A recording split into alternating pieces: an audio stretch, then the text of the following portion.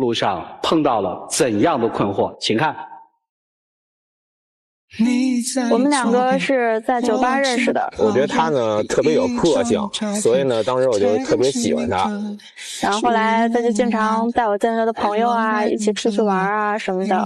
我才了解到，原来家里也挺有实力的。但是后来他开始不太相信我了，翻我的短信，看我的通话记录。有一次他跟我说他去外地出差，后来都拍下了照片，他没有去，还跟踪我，还拍了照片。我实在觉得太可笑了。后来因为我们这件事情，我们大吵了一架，他打我。我觉得我这个打人这件事呢不对，但是我觉得偷拍我一点错都没有。我觉得我没办法再跟他继续交往下去了，这种不信任，而且还暴力，我忍受不了。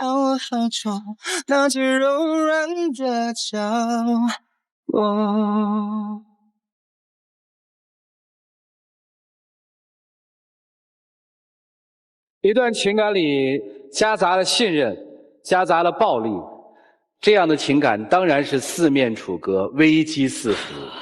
今天我们的3位老师会怎样来帮助这对情侣呢？来，掌声请出他们。掌声有请。男主人公王子25岁，来自阜新，自由职业；女主人公圆圆27岁，黑龙江，是一位公关。来，有请多次。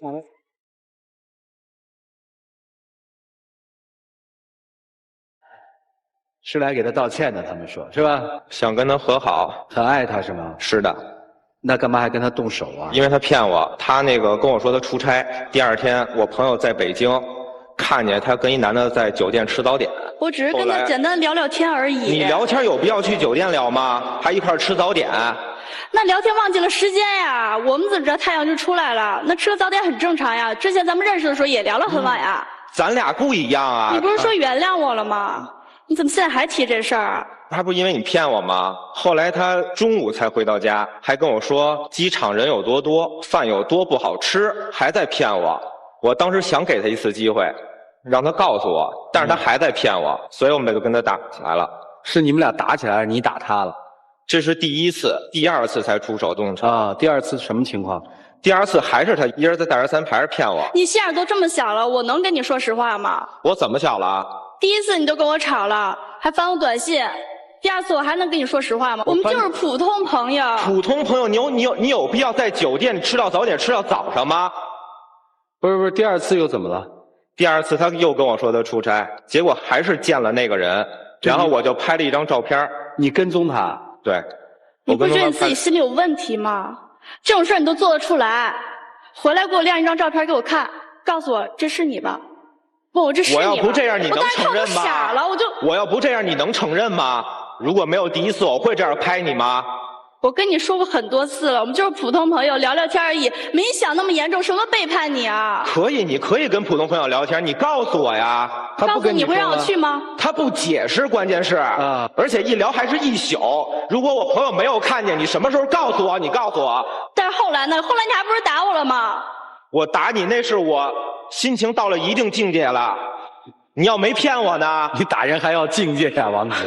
我一般出手不打人的。你还有理了？我妈生我养我这么大，我该你打的。先别吵啊，王子，你们俩多久了？2年多。2年多，在酒吧里认识的。对，他有一桌朋友，我有一桌朋友，相互有之间的朋友认识，就拼一块儿了。后来我就觉得这女的吧，挺有个性的。有什么个性？就是说话特横，因为酒吧里没有人敢这么跟我说话，他上来就直接就骂我，然后又吵起来了。就是别人要跟你温温和和，你觉得没特点，非得这样，一下吸引你了是吗？确实是，我之前那些女朋友对我也都挺好的，而且她们都是为了图我们家里点什么东西啊。但是这个女的还特别独立。王子，你觉得你尊重她吗？尊重啊。我怎么就没听出来你尊重她呢？那些人图我们家什么东西，这个女的，她。没有，他开始对我挺好的，什么都特关心我。我之前交的那些男朋友吧，都是觉着我是一个女强人，然后就是都没把我当女人看，就是最多我生病了跟他们说，他们都没说要照顾我，最多让我吃点药。而他不一样，我跟王子说之后，马上就带着吃着带着药就能来看我。但是现在我没想到我爱了2年的男人竟然失手打我。打你是我不对，但你有必要拿着这个事情要跟我分手吗？在你眼里这是小事儿是吗？啊，这是小事儿。王子，你了解你女朋友吗？了解，真了解啊，真了解。她为什么会对这个男人向女人施暴反应这么强烈？我给你看一段我们对她的采访。来，你就真的决定要跟他彻底分手了吗？其实也没非得决定，但是我就觉得这个事儿出的让我实在太难以忍受了。什么事儿啊，让你觉得呢？他把我掐死了，你说什么事儿啊？我爸爸妈妈离婚的时候，就是因为我爸爸把我妈妈打得不行了，都流血，头发都那么碎了，我就拽下来了。你想多疼呀！我当时我才5岁，我看在眼里，我就觉得这是我爸吗？我都觉得特别陌生那种场景，所以我特别忍受不了打女人的男人。其实是有童年伤害记忆的，是吧？所以我绝对不会忍受我的男人对我也做出同样的事情。我保证以后不再打你了，好吗？你保证？你保证有用吗？你看你现在，你一事无成，一天就知道消费。那我爸我妈挣钱不给我花，给谁花呀？你看他有多幼稚！我等你2年了，当初你幼稚我可以忍，我等你，我是爱你。我现在27岁了，你以后等你多久？我没有说过不跟你结婚呀，你再等我1、2年怎么了？等到什么时候啊？我对我自己是有人生计划的，28岁之前我一定要把自己嫁出去。你现在什么保证给我不了？而且现在你还动手打我。我怎么给你保证不了啊？你现在开始动手打我，你保证什么呀？我现在就是不喜欢。你妈都开始给你介绍女朋友了，你保证什么呀？他是介绍女朋友，我不是没有见吗？你妈妈知道你有女朋友？知道。满意她吗？还可以。还可以，那干嘛还给你介绍女朋友？可能他妈妈觉得我们在一起时间太长了，毕竟他跟他之前的女朋友都是短短几个月就分手了，可能觉得跟我认真了。是我拴住他儿媳，是我贪他们家的钱，我吃自己的花自己的，我真不明白你们家为什么这样看我。我就是不喜欢你这个工作，我又是养不起你。你养我？我养你怎么了？你干嘛非得干这个工作呀？你家里破产，说句不好听的，你家里破产了，你拿什么本事养我啊？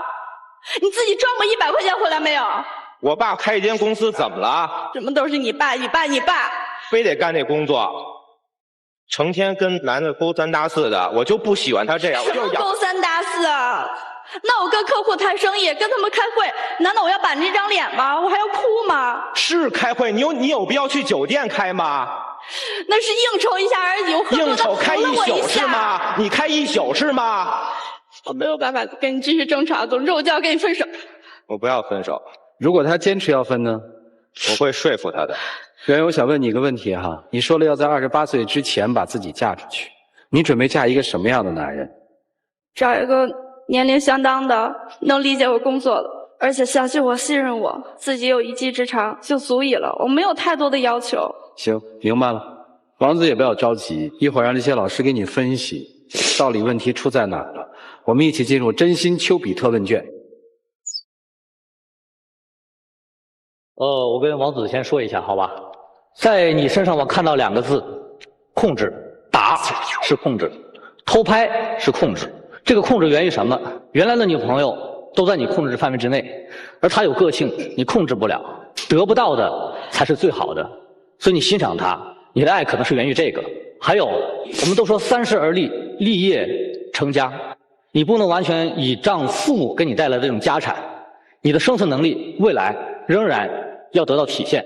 我觉得除了我打他是错的，其他我没有任何的错误。而且以后我爸那边公司给我，我可以完全的照顾他。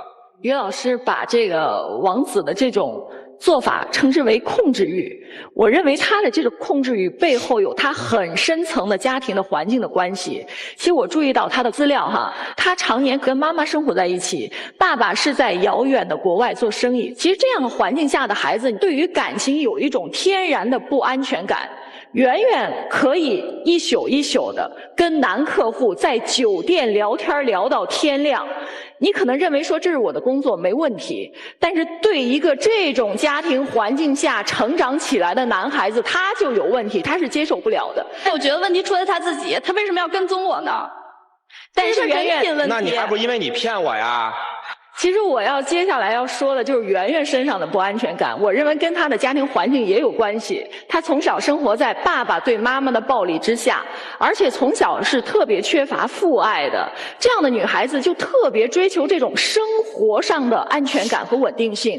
为什么她觉得说这个男孩子虽然家境很好，有房子，然后家里可以提供一切的物质的帮助，但是我就是觉得他不够优秀，不够能干。其实是这个女孩子她需要一种如父如兄的那种安全感，而这一点你的这个小男朋友是做不到的。所以你们两个是在用不安全跟不安全互相的去战斗，大家都觉得自己很委屈很冤枉，都觉得说我是受伤害的那一方，其实无形当中你们这种自我保护也把对方给伤害了。其实任何的背叛最初都起源于暧昧，而任何的暧昧也都来源于所谓的知己。男女之间不可能有纯洁的友谊。为什么每个人都这么说？男女之间可以成为同事上下级，就是不能成为所谓的知己。因为任何的知己都是从心上开始。你是内心受过伤的人，有童年的阴影，内心受过伤的人就越容易再次相爱。因为只要遇到了像苏老师所说的如父如兄的男人，你很有可能会坠入情网。我也不是3岁小孩子了，我对自己我说什么做什么我有控制度，我自己有原则。但是你现在就没有办法控制你对他的感情，你欲罢不能，对吗？还有，婚姻不是个体户。你刚才说我的计划我不允许有别人把它打乱，而婚姻恰恰是2个人共同去完成计划。那么接下来我想对男方说的，财政上不能独立，人格就不能独立。一个不能通过自己的双手在生活当中获取、耕耘、收获的人，他怎么可能去理解生活当中的酸甜苦辣？他又怎么可能会想他人所想，爱他人所爱，苦他人所苦，难他人所难呢？所以他才会做出一些不尊重别人的行为，去调查，去怎样。所以说，一个非常独立而又敏感的女方，一个非常单纯而又无能的男方，走在一起的机会几乎为零。我很赞同这老师说的。王子啊，你转过来，你正视一下他。其实我还有几个问题想问你，爱他什么？我就是喜欢他那个个性，感觉什么感觉呢？谁都不吝。其实我一直不想把我自己的懦弱的一面表现在人们面前。你不是也有很多次都跟异性朋友也出去玩了吗？我有追问过吗？我特别尊重你的隐私，你有尊重过我的隐私吗？圆圆，咱们不说这个啊。我问一点，就是你能面对自己吗？我可以啊。你能坦率地面对他吗？我可以。我只追问3个问题。你刚才有说到，你心里面其实是有一个标准的，在这个标准下，现在有目标吗？既然来这儿，我也就跟大家说实话，我有目标。因为我已经决定我跟他分手了，我当然要有目标。好，第2个问题，这个目标身上的什么气质吸引你？成熟、稳重、落落大方、不拘小节，善解人意。哇，还挺多的。第3个问题，这仅仅是一个目标吗？对，就是他。我现在我就是要跟他在一起，我就是跟你分手。你说什么？你说什么？咱俩还没分手呢。我刚走1个月，你就跟其他男的勾三搭四是吗？王子，你刚才说了不动手，王子你又要动手。王子，你是不是巴不得全世界男人都喜欢你啊？是吗？你看你又动手，你又动手。眼里我就是那种人吗？我问你呢，是吗？你不能动手。你们都看见了，现在都能打我，你还给我个保证，你以后都不会打我。这也来源于你的欺骗，你刚才还在欺骗我呢。对啊，你说为什么谁都说男女之间不能有纯洁的友谊呢？你这友谊就变质了，不是？你之前所谓的跟那些客户谈生意，就是陪他去了是吗？一宿不回来都是跟他混在一起是吗？只有那2次。那你刚才说那男的是谁？我问你是谁？是谁又怎样？你能成熟点吗？他就是因为不成熟才会被你欺骗，他就是因为单纯才会被你欺骗，知道吗？其实我觉得对于2位来说，这段情感其实挺好，算是人生的一课。王子可能是要经历一些东西才能长大，圆圆大概也是在跟王子的接触当中才逐渐的明白了他人生里需要什么样的男人。好了，今天来了亲戚和朋友，我们听听亲朋的意见，一起进入踏浪旁观者清。是小姨是吧？啊，你好，我看了半天，我越看越生气。你怎么能做出这样的事儿呢？我们王子哪点对不起你，哪点配不上你？你怎么能做出外边居然你真的让我无话可说呀，让我太生气了，太失望了。阿姨，这也不能全怪我，你也是一个女人。当你27、28的时候，你也允许自己男朋友对您这样吗？他再不对，你也不能这样啊！你有话直说呀！你干嘛要跟人家出去一宿一宿的聊天啊？这个谁能接受啊？你说你干嘛去了这一宿？这个王子的教义啊，女方确实有背叛的实质性的错误，但任何一个父母在教育孩子的时候，首先应该说自己的孩子，然后再去说对方。其实坦率的来说，王子虽然他身上有很多我不喜欢的地方，但他的爱是纯粹的，因为他这个人很单纯。但是他之所以成为今天这样的一个弱势的地位，而去竞争不过一个所谓的成熟男人，让他有悲愤感，他的来源就来源于你们这些父母把他变弱。如果他早期变得独立自强成熟的话，他能够成为他坚强的臂膀的话，他会沦落到今天这种地步吗？被另外一个男人打败吗？所以你应该更多的反省你们做父母的问题。王子是不对，但是你不能这样啊，对不对？我再问一下小姨，小姨，如果真的是两个男人摆在这儿，一个王子这样的，一个成熟男人，你会选谁呢？那样做固然是错误的，至少你应该干干净净的离开，再干干净净的开始。但同为女人，女人何苦难为女人呢？王子其实更多的感情是有一方面，更多的还有一种挫败吧。你现在的愤怒情绪更为哪个而愤怒呢？是挫败，还是我失去了这个人？我感觉我自己特贱。你以为这样就能博取我的同情吗？没有用。所以我觉得我贱呀，会爱上你这种女人。好好，不吵了，两位。圆圆的朋友来了是吧？我特别相信圆圆，因为我们俩是特别要好的朋友。我觉得他今天这么说呢，他只是给自己找一个借口，让你去相信他。我相信不了，他没必要找这个借口。不，我说的让你相信他什么呢？让你相信他现在在外面确实有别的男人了，有依靠的臂弯了，让你去放弃他。没有，我实话实说，我说的就是真的。我受不了你现在一直还这么幼稚，我受不了你打我，我什么都忍受不了。真心的去说，不要去伤害。其实曾经爱过就够了吧？跟王子是不是也曾经有过特别真、特别爱的事？当然有啊。好了，可以了。想想有什么话要跟对方说，即使分手，也不要再伤害了。来，我们一起进入黄金60秒。我很感谢你这2年来对我的关心与照顾，真正把我当一个小女人看待。我真的很谢谢你，让我体会到爱情是这么的美好。但是现在我还是要选择我的人生。你的谢谢就是背叛是吗？稳定的家庭，这些是你给不了我的。我也希望你看清楚，也看清楚你自己。没发现你的谢谢就是背叛是吗？我无论你怎么想我，你敢告诉我那男的住哪儿？他叫什么吗？你敢吗？无论你怎么想我，我现在只要说一句话，希望你以后能过得更好。渐行渐远，美丽誓约眼看温柔毁灭，你在撕裂我里的心，要你看着我的眼睛亲口血。这算不算你人生特别大的一次挫败？很大。我刚才听你在问他的时候，其实我挺替你着急，因为你又把这个东西推到了别人的身上。你在说是那个男人的错，有没有想过自己在这段情感里，你错在了哪里？如果我们的生活除了吃喝玩乐就没有别的，你觉得一个男人这么年轻就这样会幸福会开心吗？也许我们有用不完的财富，也许我们可以拿钱砸出一堆的朋友来，但是你不觉得你自己是个空壳吗？那个是值得自豪的吗？一个25岁的年轻人说，在这个酒吧里面没有人敢那样对我说话，你凭什么？别人在酒吧里所谓对你的尊重和熟悉，不是你王子，而是你口袋里的钱。在这个时候呢，我送给你3个我，除了钱、父母和其他等等之外，我是谁？我要什么？在得得失失当中，我能放弃什么？今天在舞台上，每当你说起那句话的时候，圆圆脸上所迸露出来的那种不屑的表情，就是最严重的事。你知道是哪句话吗？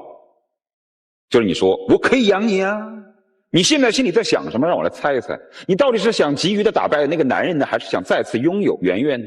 我想急于打败那男人。所以说，当你再有机会再次去追求圆圆的时候，你会发现原来我并不是很爱对的。面对镜头，你想有什么话跟圆圆说？你可以对着镜头跟她说。我一定还会去找那个男的的。没了是吧？没了。谈道理啊，不是动手啊。你打了那个男人，还有第二个、第三个男人，你可以变成一个很强的男人，但是很强的男人不是靠拳头的。成年男人和成年男人之间的较量不是这个，是这个。加油啊，好好生活。美丽是月眼刻画出人的声音，别把梦。看到这儿的时候，我们真的应该有一些思考的。什么